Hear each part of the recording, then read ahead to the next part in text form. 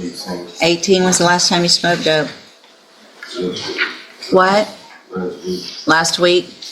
What made you think that was a good idea with 2 felonies pending to come be smoking marijuana? You don't know?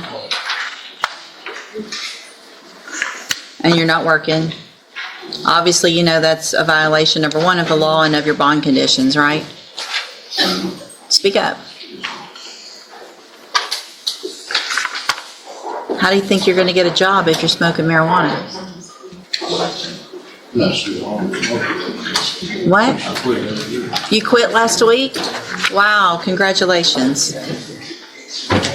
You realize how ridiculous that sounds to say I quit last week?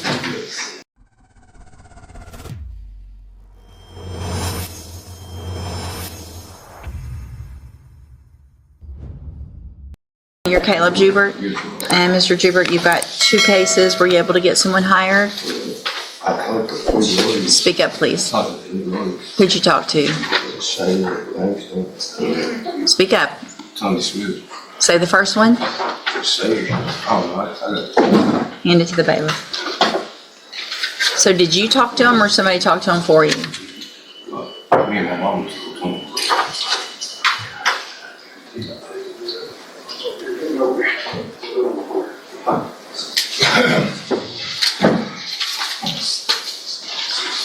So are you do you go to MHMR, Spindletop? No? What's that written on here for? Well, I don't know.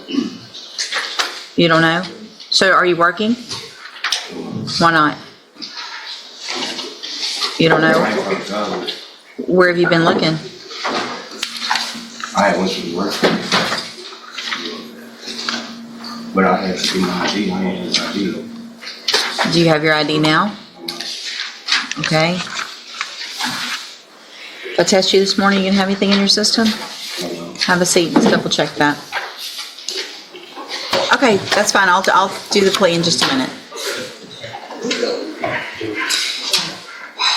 How old are you, Mr. Jubert? 18 was the last time you smoked dope.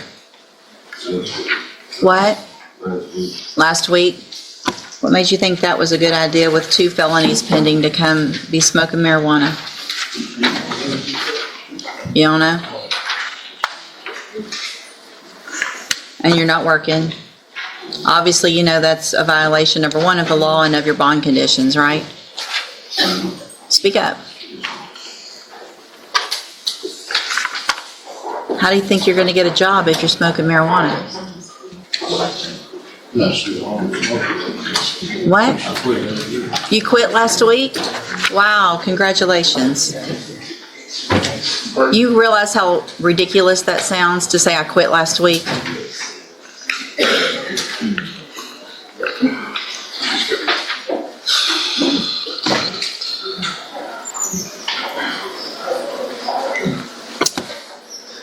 Mr. Jubert, I'm going to find today that obviously that is a violation of your bond conditions in each of your cases.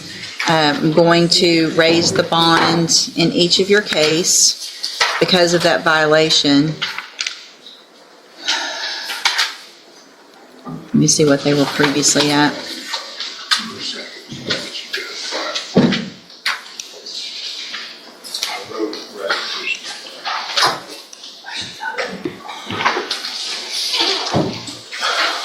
In cause number 25 DCCR 1130, I'm going to raise your bond to $15,000.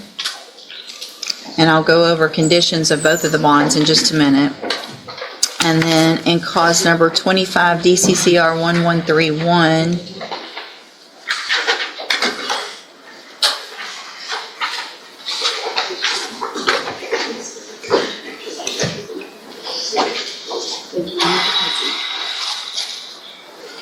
going to raise your bond in that case also to $15,000. Condition, if you make the bonds in both of those cases, is that you have to have a drug patch on at all times.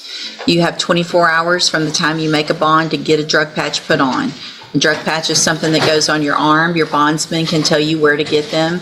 You have to have them changed every 2 weeks. If they test positive, then obviously I'll know you're still using marijuana and you haven't actually quit. You're going to go right back into jail with much higher bonds. I would anticipate if you make these bonds quickly that the first patch might be positive, but the patches are going to show me an amount, not just a positive or a negative.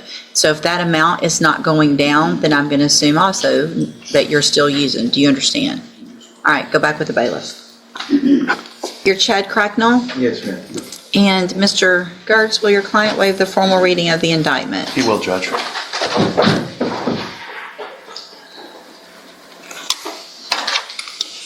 Mr. Cracknell, you're charged in cause number 22-39948 with a second-degree felony. I'm sorry. The state has elected to proceed on the lesser offense of a Class A misdemeanor, solicitation of prostitution, under Section 43.02. And how do you plead to that charge? Guilty. And are you pleading guilty freely and voluntarily? Yes, ma'am. And because you did what they've charged you with? Yes, ma'am. And so I'm going to, just to make sure, based on our previous discussions, the charge is from 2021, and the law that would be in place at that time would be from the code, I guess, that we have dated 19 and 20, where there's been some changes in the level of the offenses of solicitation of prostitution, and the lesser included offense at that time of solicitation of prostitution, well, the offense of solicitation of prostitution at that time was a Class A misdemeanor, which is why that is what we are referring to and pleading to at this time, which is a lesser of the offense that he's been charged with, which is for a child under 15. Correct, everyone? Under 18, but Under yes. 18, I'm sorry. Yes, that's Same. correct. Okay. And so, Mr. Cracknell, I have here on the tablet some documents that have your signature on them that the state's marked as Exhibit Number 1. Before you signed these, did you go over them with Mr. Gertz? Yes, ma'am. Do you fully understand them? Yes, ma'am. And do you understand, if I follow the agreement that you've made with the district attorney, that you'll be waiving or giving up any right to appeal? Yes, ma'am. And it looks like the agreement that you've reached is for a 2-year deferred probation, so you'd be on probation for 2 years. You're ordered to pay a $500 fine and to follow all of the rules and conditions of probation. Is that your understanding? Yes, ma'am. And are you a U.S. citizen? Yes, ma'am. State Tenors Number 1, Judge, we have no objection. it's admitted. Is there any evidence that Mr. Cracknell is not competent? No, Judge, but can I put something on the record about Sure, that, please? of course. Mr. Cracknell's father is here with him. The court, a different court, has appointed him as his guardian, as Chad's guardian, in part because of some mental health limitations that he has. He's competent, he's lucid, he understands what I'm talking about, but I've also discussed all of this with his father, who's his guardian, and he understands everything that we've talked about. He understands what the offer is, he understands what the potential consequences are, and we thoroughly discussed it with Chad. He understands how serious this is. He understands that the court can put him in jail up to a year if he violates his probation. And one of the reasons we're doing this, and his father and I have agreed to this offer that we think is a very good offer from the state, is that for the last 4.5, 5 years that Chad's been out on bond, he's been doing everything that the court has ordered him to do. And so we feel confident in his ability to follow the court's rules on probation. Could have had probation done and over with without all the legal wrangling. But anyway, thank you for that, I've been Mr. asking for a Gertz. while, Judge. I've been asking for a while. And thank you, sir, for being here. And just for the record, your name is?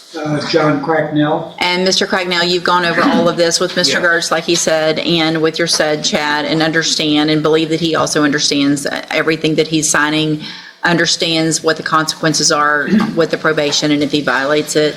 Yes. Thank you, sir. All right. Then, is there any reason to get a pre-sentence report? No, Judge. All right, so Mr. Cracknell, I'm going to find that you entered your plea of guilty freely and voluntarily. I'm going to waive the pre-sentence report, find sufficient evidence to find you guilty. However, I'm going to follow the agreement that you made with the district attorney and defer all proceedings and place you on probation for 2 years. You're ordered to pay that $500 fine and to follow all of the rules and conditions of probation. If you do that, this is a great opportunity because you don't have a conviction on your record. And if you successfully complete the probation, the case will actually be dismissed at the end. You'll never have this conviction. The other side of that, though, is if you violate any condition of probation, you don't follow the rules with probation, you can come back to court, I can find you guilty, and you could go to the county jail for up to 1 year. Do you understand? Yes, ma'am. All right, then, I'm going to hand you, oops, let me get that printed. I got it filled out.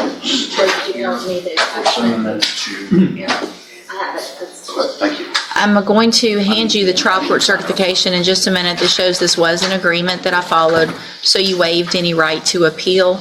And then you'll just need to have a seat as soon as I hand that to you. You can have a seat here in the courtroom, and the lady that's at that desk right there is with probation. She'll call you up when she's ready to go over all of your paperwork. Okay. All right, good luck to you, sir. Thank you, sir. Thank you. Thank you, Mr. Gertz. Here's your, Mr. Gertz, there's your. Thank you, Judge. Good morning, you're Aaron Riley? Yes. You're Maverick Neal? And Mr. Doyle, will your client waive the formal reading of the indictment? Yes, ma'am, you will. Mr. Neal, in cause number 24, DCCR 2436, you're charged with the second-degree felony offense of aggravated assault with a deadly weapon. That's from October 26th of 2024. And how do you plead to that charge? Are you pleading guilty freely and voluntarily? Yes. Nobody made you plead guilty, right? Okay. I have here on the tablet some documents that have your signature on them that the state has marked as exhibit number 1. Did you go over these documents with Mr. Doyle? Yes, I did. Do you fully understand them? Do you understand those documents that you signed? Yes. And do you understand, if I follow the agreement that you made with the district attorney, that you'll be giving up or waiving any right to appeal? So you can't change your mind later if I follow this agreement. Do you understand? Yes. And it looks like the agreement that you've reached is for, is that a 5 Yes, ma'am, I'm sorry. 5 years deferred probation? There would be a $500 fine, and you would be required to follow all of the rules and conditions of probation. Is that your understanding of your punishment? So if I follow the agreement, you would be on probation for 5 years? Yes. Okay. Also, do you understand, if you're not a U.S. citizen, that a plea of guilty or no contest may result in your deportation, exclusion from admission to the country, or denial of naturalization under federal law? Are you a U.S. citizen? No. Are you a U.S. citizen? Okay. State tenors number 1. No objection, Judge. It's admitted. Is there any evidence that Mr. Neal is not competent? Not that he's competent. Okay. In my opinion. Thank you. And so, Mr. Neal, I'm going to find that you entered your plea of guilty freely and voluntarily, find that you're mentally competent and you understand the nature and the consequences of that plea. Find sufficient evidence to find you guilty, but I'm going to reset your case for sentencing so that the probation department can do a pre-sentence report. That'll give me more information about you, your case, and then we'll come back later for sentencing. When you leave today, you need to stop and talk to probation on your way out, and she's sitting at that desk right over there. All right? So stop and talk to her, and then we'll see you back at sentencing. Do you understand? Okay, so you'll have one more court date for sentencing, okay? Okay, stop and talk to right over there, the lady. Thank Thanks, you. Judge.